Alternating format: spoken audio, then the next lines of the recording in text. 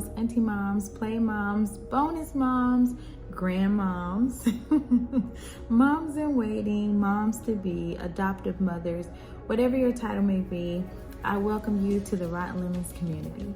And if you haven't already, please be sure to like and share and to subscribe to our page so that we can make sure that more moms are being involved.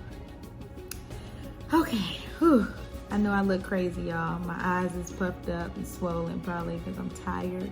And I got on this head wrap. Don't talk about me, I'm missing some nails. Ooh, Crystal, you need to get together. But it's all for a good cause, I guess.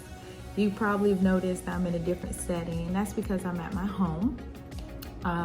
Today's video is going to be very transparent, as I wanted you all to see me coming out of my own lemon, because sometimes when I'm talking to people, I guess, or sometimes when you're talking to people about anything, they take on this attitude like it's easier said than done. Well, no, I am talking to you from a place of a lemon, so you can see that I'm serious when I say we can turn these sour situations into a positive one, right? So what many of you do not know about me is that my son, who is 3, he is the youngest and my only son, is overcoming some health challenges that involve allergies, mostly environmental allergies, but there are quite a bit of food allergies that he is soon to be free of. You know, I talk from a place of the end before and not so much of the beginning or where he is now, because I believe that he is going to be free from this and this is not going to be his life. So he is recovering from these things. But today was one of those days that was very challenging, as around 3 a.m. this morning, he woke up and was having trouble breathing. So from 3 a.m.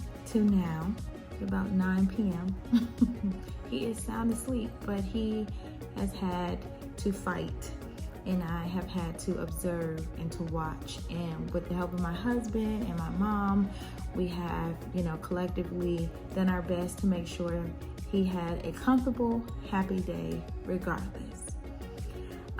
But as a mom, you can only imagine that watching your child struggle with these things right now can be taxing. It can be hard. It pulls on your heartstrings a little bit. And it doesn't just have to be an illness. It could be behavior-wise. They could be older and making bad decisions. You feel that because you're their mom. But how do we make it through? How do we overcome these moments where our heartstrings are being pulled and, we have to look beyond what we see at this moment? Well, we keep the hope, right? We stay hopeful. That is what I do. I stay prayerful. I speak my ending and from what things look like from its beginning. I keep encouraging myself so that I can encourage my child.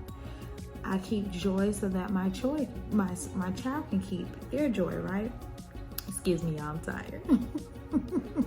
But what I'm trying to tell you is that we gauge a lot of the emotional success that our children have about situations on by the way that we present our own emotions in front of them. So even though my son was in the emergency room and he had to have a light day today, meaning that he couldn't just be up running and being his normal busy self, I still try to present things to him in a fun way. So he loves music, so let him listen to the music, but he just has to sit in the recliner with his blanket and drink his juice and sing from his chair instead of jumping all around my floor, right? So I didn't take everything away from him and make him feel like a prisoner to what he was going through. But at the end of the day, I did realize that there were some adjustments that needed to be made, right, for the benefit of his health. So I endeavored, along with my family and my husband and my older children, to make his day as comfortable as possible and keep that hope and that joy alive for them. And deal with myself. I had to remind myself that this is not going to be his life forever. And he is coming out of this. And so, in speaking that life and speaking that hope and that truth gave me hope and joy.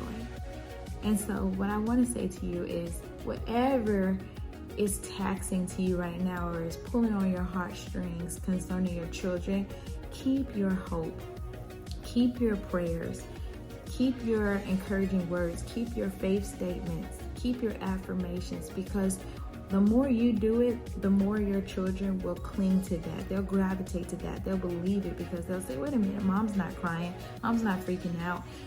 I believe that. So give them something positive to look at, and keep your hope.